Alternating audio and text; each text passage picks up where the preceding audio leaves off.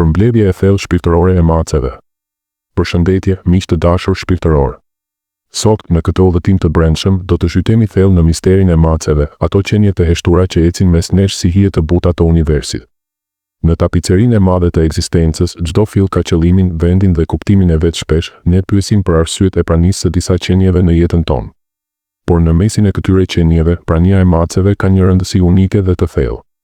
Për ta kuptuar këtë, duhet të shikojmë përtej sipërfaqes dhe të eksplorojmë implikimet më të thella shpirtërore. Le të fillojmë me një meditim të shkurtër. Mbyllni sytë për një çast, imagjinoni një mace që fle pranë jush, ritmin e saj të qetë të frymëmarrjes që sinkronizohet me tëndën. Ky nuk është thjesht një moment i rastësishëm, është një ftesë për të hyrë në botën e tyre shpirtërore. Gjithçka që do të ndaj sot është një ftesë për reflektim, për të zbuluar si macet na udhëheqin drejt vetvetes së vërtetë. Le të ecim bashkë në përtet mësimet kryesore, duke zgjeruar çdo pikë me thellësi, duke lejuar fjalët të rrjedhin si një lumë i qetë meditimi. Pika 1. Mësimi i pranisë dhe qetësisë. Le të fillojmë me mësimin e parë, atë të pranisë dhe qetësisë. Një nga mësimet më të thella që na jep macja është arti i pranisë. Macet mishërojnë një formë vëmendjeje që ne shpesh përpiqemi ta arrijmë.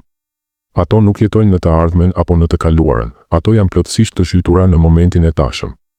Mendoni për një mace që ulet në dritare duke vëzhguar botën pa gjykuar, pa planifikuar, thjesht duke qenë. Kjo prani na kujton se jeta nuk është një garë drejt një qëllimi të largët, por një valle e butë me çastin. Kur një mace fërkohet në këmbët tuaja, nuk po kërkon asgjë tjetër veç se të jeni aty, plotësisht të pranishëm.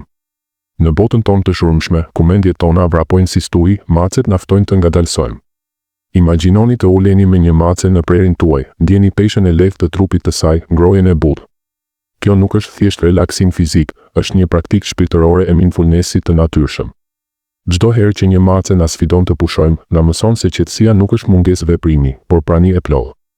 Le të praktikojmë këtë. Sot, kur të shihni një mace, ndalohuni për një minutë, thithni thellë dhe lejoni veten të jeni vetëm aty, pa mendime të tepërta. Kjo prani hap dyert e shpirtit, duke na lejuar të ndjejmë rrjedhën e jetës siç është vërtet, e qetë, e plotë, e pathyeshme. Pika 2. Ndjeshmëria dhe shërimi i energjisë. Kalojmë te pika e dytë, ndjeshmëria dhe shërimi i energjisë. Macja ka aftësinë të ndjejë dhe transformojë energjinë. Ato janë shumë të ndjeshme ndaj vibracioneve dhe shpesh veprojnë si pastrues, duke absorbuar dhe shpërndar energjinë negative. Në traditat e lashta shpirtërore, macet shieshin si roje të auras son, duke larguar hijet e errëta që na rëndojnë. Kur një mace vjen pranë juaj në një moment stresi, nuk është frastësi, ajo po reagon ndaj fushës suaj energjetike, duke e thithur si një sfungjer i butë. Mendoni për një ditë të vështirë, ku emocionet tuaja janë si një stujë e errët. Macja juaj mund të fshihet, pastaj të kthehet me një përgjërim të lehtë, duke sjellë një valë qetësie. Kjo është magjia e saj, ajo transformon energjinë negative në diçka të pastër, duke na lejuar të shërohemi. Në praktikën shpirtërore, mund të përdorni macen si një mjet meditimi, uluni pranë saj, vendosni dorën tuaj mbi trupin e saj dhe lejoni vibracionet e saj të rrjedhin në ju. Çdo prekje është një shkëmbim i shenjtë, ku ajo merr brengat tuaja dhe i kthen si dri. Kjo ndjeshmëri na mëson se ne jemi të gjithë të lidhur në rrjetën e energjisë universale. Macet na tregojnë se shërimi nuk kërkon fjalë apo rituale të mëdha, por thjesht praninë e një qenieje që ndjen pa gjykuar. Le të hapim zemrat tona për këtë dhuratë, duke e pranuar macen si një aleate të heshtur në luftën kundër errësirës së brendshme. Pika 3. Pasqyra e vetes së brendshme. Tani, pika e tretë, pasqyra e vetvetes së brendshme. Macet pasqyrojnë veten tonë të brendshme. Sjellja e tyre mund të pasqyrojë gjendjen tonë emocionale dhe të ofrojë një uri në mendjen tonë në ndërgjegjeshme. Ato shërbejnë si udhëzues shpirtëror, duke na ndihmuar të lundrojmë në peizazhin tonë të brendshëm. Kur një mace të shmang, pyesni veten, çfarë po fshes zemra ime sot? Kur ajo kërkon afërsi, çfarë nevojash të pashprehura po thirr? Kjo pasqyrë nuk është gjithmonë e lehtë. Macet nuk flasin, por veprojnë si një pasqyrë e pastër, duke reflektuar pa filtra. Në udhëtimin shpirtëror, kjo pasqyrë na ndihmon të zbulojmë shtresat e fshehura, frikën, dashurinë, vulnerabilitetin. Për shembull, nëse macja juaj është e trazuar kur ju jeni i mërzitur, ajo po ju fton të përballeni me emocionet tuaja. Le të praktikojmë këtë reflektim, duke vëzhguar macen tuaj për disa minuta çdo ditë, shënoni sjelljen e saj dhe lidheni me gjendjen tuaj të brendshme. Kjo praktik hap dyert e vetzbulimit, duke na treguar se macet nuk janë thjesht kafshë shtëpiake, por orakuj të heshtur të shpirtit tonë.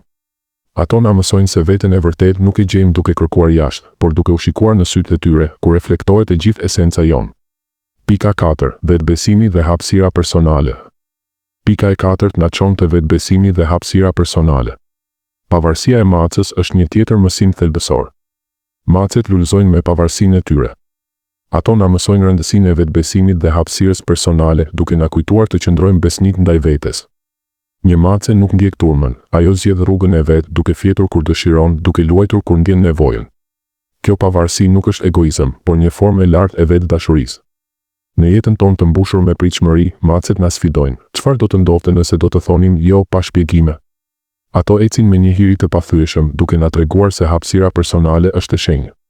Kur një mace zgjedh të jetë e vetme, nuk po refuzon dashurinë, por po ushqen energjinë e saj të brendshme. Ne mund të mësojmë prej kësaj. Krijojeni hapësirën tuaj të shenjtë, si një dhomë e qetë ku macja juaj mund të vijë kur dëshiron. Kjo na ndihmon të ndërtojmë vetbesim, duke kuptuar se vlera jonë nuk varet nga miratimi i të tjerëve. Macet na ftojnë të jemi si toka e fortë, të pavarur, por të hapur për lidhje autentike. Pika 5. Balanca dhe dualiteti. Pika e 5 flet për balancën dhe dualitetin. Macet mishërojnë parimin e balancës. Ato janë krijesa të dritës dhe hijes, duke mishëruar dualitetin e ekzistencës.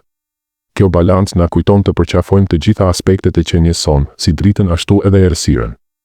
Një mace mund të jetë e butë si një ëndër në agim dhe e egër si një sturi në natë. Kjo nuk është kontradikt, por harmoni e plotë. Në spiritualitet, dualiteti është çelësi i të kuptuarit të universit, jini dhe mos jini, dashuri dhe frikë. Macet na tregojnë se balanca nuk arrihet duke shtypur një anë, por duke i lejuar të dyja të rrjedhin lirshëm. Për shembull, kur një mace luan me hijen e vet, po na tregon se errësira nuk është armik, por pjesë e lojës. Le të meditojmë mbi këtë. Përqafojeni dualitetin tuaj sot, duke falendëruar macen për kujtesën se jemi të plotë vetëm kur pranojmë çdo aspekt të qenies. Pika 6. Intuita dhe urtësia e brendshme. Pika e 6. Intuita dhe urtësia e brendshme. Intuita e macës është një tjetër aspekt i rëndësishëm i shpirtërorës së saj. Macet kanë një aftësi të pabesueshme për të ndjerë rrezikun dhe emocionet, duke na kujtuar të besojmë instinktet tona dhe të dëgjojmë mesazhet e holla të intuitës sonë. Ato nuk mendojnë, ato dinë. Kur një mace ngrit veshët në heshtje, po dëgjon frekuencat e padukshme të botës. Kjo na sfidon të zhvillojmë intuitën tonë, atë zë të brendshëm që flet pa fjalë. Në praktik, vëzhgoni macen kur ajo vendos të largohet nga një dhomë, po ndjen diçka që mendja juaj nuk e ka kapur ende. Besimi në intuit na çon drejt urtësisë së vërtetë, duke na mbrojtur nga rreziqet dhe duke na udhëzuar drejt dashurisë. Macet janë kujtesë se urtësia nuk është një uri e akumuluar, por dëgjim i thellë i shpirtit. Pika 7. Lidhja me natyrën dhe ciklet e jetës. Pika e 7. Lidhja me natyrën dhe ciklet e jetës. Macet kanë një lidhje të thellë me ciklet e natyrës, ritmet e tokës dhe fazat e hënës. Kjo lidhje na kujton të nderojmë dhe respektojmë botën natyrore. Ato zgjohen me perëndimin e diellit, luajnë me hënën e plotë, duke na treguar se jemi pjesë e një ritmi më të madh. Në kohët e lashta, macet lidheshin me perëndit e tokës. Sot, ato na ftojnë të rimarrim atë lidhje. Duke vëzhguar macen tuaj në natyrë, ndjeni pulsin e tokës, ciklet e lindjes, rritjes, vdekjes. Kjo na mëson respekt ndaj mjedisit, duke na kujtuar se shërimi ynë shpirtëror fillon me harmoninë me natyrën. Pika 8. Forca e qetësisë dhe rrjedhës natyrore. Së fundi, pika e 8. Forca e qetësisë dhe rrjedhës natyrore. Aftësia e macës për të qëndruar e qetë dhe e palëvizshme në mes të shurmës është një mësim i vlefshëm në vlerën e heshtjes. Kjo qetësi na lejon të lidhemi me veten tonë të brendshme dhe të gjejmë qartësi në udhëtimin tonë shpirtëror. Macet nuk luftojnë kundër rrjedhës, ato notojnë me të. Kjo forcë e heshtur na mëson se fuqia e vërtetë nuk është zhurmë, por qetësi e brendshme. Në meditim, imagjinoni veten si një mace në stuj, e palëkundur, e qetë. Kjo rrjedhë na çon drejt qartësisë, duke na lejuar të dëgjojmë zërin e universit, përfundim. Miq të mi, siç e pam, prania e një mace në jetën tonë është një dhuratë hyjnore, një bekim që ofron mundësi të shumta për rritje shpirtërore dhe zhvillim personal. Urtësia, hiri dhe energjia e tyre mund të na udhëheqin drejt një ekzistence më të plotë dhe të ndriçuar. Ndërsa vazhdojmë të ndajmë jetën tonë me këto qenie të jashtëzakonshme, le të mbetemi të hapur ndaj mësimeve që na ofrojnë dhe të lejojmë praninë e tyre të na transformojnë në mënyra të thella dhe kuptimplota. Faleminderit që ndave këtë udhëtim me mua. Nëse jeni një mace në jetën tuaj, përqafojeni sot me një meditim të thellë. Abonohuni për më shumë përmbajtje shpirtërore dhe takoheni në video tjetër. Paqe dhe dritë.